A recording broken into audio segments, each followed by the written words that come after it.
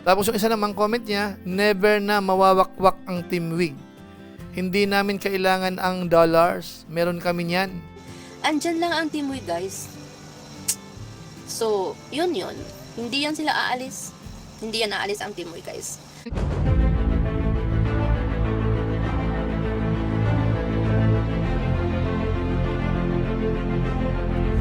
Ayun, shoutout guys. Muli po, welcome to my YouTube channel. Ito po si Kuya July, ang inyong katugang, ang inyong kalingap na muling babati po sa inyo ng magandang araw, magandang gabi. Saang panig man po tayo ng mundo naroon at sa araw na ito panibagong vlog po tayo. Pag-usapan po natin yung patungkol ho dito sa nababalita na yung Team Wig ay aalis na o kaya iiwanan na po ang Jomcar. At sa inyong kaalaman ho, yun ho ay hindi totoo. At sa pagkakataong ito, patutunayan po natin na base ho sa mga sponsors mismo, sila ho ay hindi aalis or hindi nila iiwanan ho si Carla, mga kabayan po natin. Pag-usapan po natin yan maya-maya ng konti. Pero bago po yan, konting paalala po si Kuya July. Baka sakaling meron po ditong hindi nakasubscribe sa ating YouTube channel, huwag natin kalimutan, July Paunil. Tapos, pakipindot lang po yung notification bell button para lagi po tayong updated sa aking mga video upload. Tapos yung ating Facebook page po, July Padil 2.0, pwede po nating i-follow at saka po pwede pong i-like. At kung okay lang po sa inyo, pakisupport po sina Kuya Bal Santos Matubang, Kalinga Prab. Pwede po nating panoorin ang kanilang mga upload sa kanilang YouTube channel. At pwede po nating i-share. At siyempre po, yung mga Lingap partners, kung okay lang po, isama rin po natin. So maraming salamat po sa inyong lahat. Ngayon tuloy na po tayo, pag-usapan na po natin itong mainit na usapin ho mula pa ho kahapon. Yun nga po, nababalita dahil nga nakabasa ng mga comment na ang dating daw, ang intindi, ay parang namamaalam na. Yung tipong iiwanan na po si Carla ng Team Wig. Na alam naman ho natin, malaking tulong po sila. Sa pagkakalam po natin, 3 po sila, ano? At talagang matindi ho yung ginawa na pagtulong kay Carla sa kanyang pag-aaral. Buwan-buwan po ay nakakatanggap ho. Kaya nga po nung nabalita po ito, maraming nag-alala. At yung iba ho ay napareact ho talaga. Patungkol nga po dito. Buti na lang po, ito namang hong Team Wig, niliwanag po nila kaagad bago pa po lumala or magkaroon ng mga speculations yung mga nagko-comment at saka yung mga gumagawa po ng reaction video. So sa pagkakataon po ito, sasabihin ko po sa inyo na base po sa ating mga nabasa, mga narinig, maliwanag ho na sila ho ay hindi iiwanan ang Jomcar o kaya si Carla. So sa pagkakataon po ito, basahin po natin yung ilan po sa comment po nilang 3. At ito naman po ay doon sa live mismo po ni Jelay HKC3. Ano po? Ito basahin po natin. Ito po yung ilan sa mga comment po ng sponsors dito po sa live ni Jelay HKC3. Ano po? Halimbawa po yung isa dito mula ho kay Maylin. Sabi niya, disappointed si Madam sa mga issue, hindi mo nawawala. Tapos yung isa namang comment niya, never na mawawakwak ang Team Wig.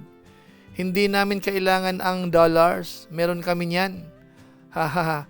Kaya kalma lang, masaya na, 3 lang kami. Tapos ito pa po, mula naman kay Connie Sanchez, I'm very disappointed. So tinutukoy niya po itong mga lumalabas po ng mga issue. Tapos ito pa, mula ho kay Maylin po uli, dapat mag-focus din tayo sa pangkabuhayan. Hindi puro issues. Ayan. Tapos ito pa po, mula kay Maylin po uli, pag hindi kami nagpakita ng 1 year, nasaan na kami? Hahaha, syempre nasa travel na yan. Tapos ito pa po isa, mula kay Maylin, hindi maiwasan maging busy. Kaya hindi kami makasama sa mga live. Bakasyon mode pa. Tapos ito pa po, mula naman ito kay Maylin po uli, bakit sila na ba magdesisyon para sa Team Wig? Who are they? Para sila ang magsabi niyan. Tapos ito pa po, mula kay Connie Sanchez, ito pagbati lang po ito kay Miss Jelay. So yun mga kabayan po natin, yun po yung mga comment po nila at maliwanag ho doon na hindi po totoo yung mga nababalita na sila ho ay nagpapaalam na at iiwanan na po si Carla. So, ang linaw-linaw po niyan mga kabayan po natin. Sana po okay na yun, ano? Kasi po kanina sa ating live stream, dahil yan nga rin po ang topic natin, at marami hong nag-react din na talagang hindi ay katotoo yan. Yung mga nababalita na iiwanan, hindi totoo. At nag-aisa po tayo kanina sa ating live stream, nagpa-press po tayo, 99% nagsasabi na hindi ho iiwanan si Carla ng Team Wig. Na kung saan po, tumatama naman ngayon dito po sa pinaka-main topic natin. So ngayon po, dagdagan po natin. Kuha po tayo ng short clips po. Makigamit po muna tayo kay Jelay. Dahil nga po nandun po yung Team Wig, nagko-comment po doon. Tapos may ilan din po siyang nabanggit Ito, panoorin po natin. Shoutout po Ma'am Connie, gandang gabi po. Hindi lang Jumcar na tulungan ng Team Wig, marami sa loob ng Kalingap. Yes po. Yun na nga, sabi ng Team Wig, ang Jumcar stable na. Stable na baga ang Jumcar. So may maraming kailangan pang tulungan po.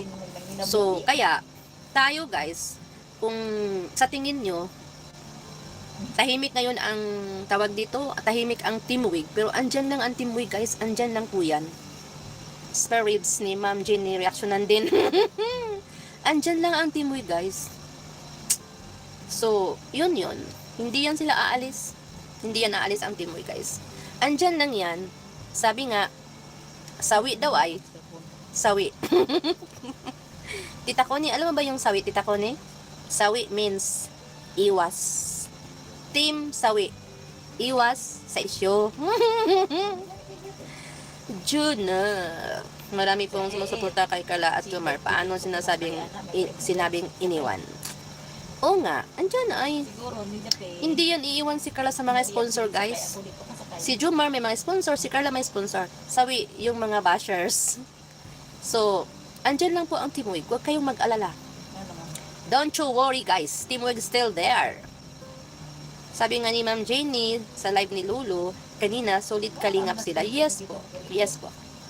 May isang salita na daw po ang Team Wig guys, kaya yun ang panghawakan natin, basta tiwala lang. Walang ka-issue ang Team Wig, pero professional sila. Professional. Basta yun na yun, sawi basher.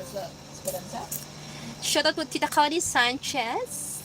Si Tita Mylene talagang tulog na guys, hindi na nagpaparamdam. Bukas, siya na naman magpa-attendance. O di ba? Nawala si Tita Mylene kasi pumasok si Tita Connie. O di ba? Ganon sila guys. Ganon sila kasawi. Yang dalawa guys, ganon yun sila kasawi. Pag wala yung isa, andyan yung isa. O di ba? Ganon po yun. So, yun lang. Enjoy lang tayo. Go with the flow tayo. Kung ano yung napagsimulan natin, go lang tayo. Ganun lang po yun. So ayun mga kabayan po natin, so maliwanag ho ano. Pati po si Jelay, sinabi niya na imposible ho na iwan ho ng Team Wig si Carla o kaya ang Jomcar. At yan din po, kung naalala natin, base sa ating live stream kanina, may mga nag-comment din po doon na nag-comment din po itong Team Wig doon sa live po ni Kalingap Lolo. So halos pareho din po yan, nabanggitin po ni Jelay dito.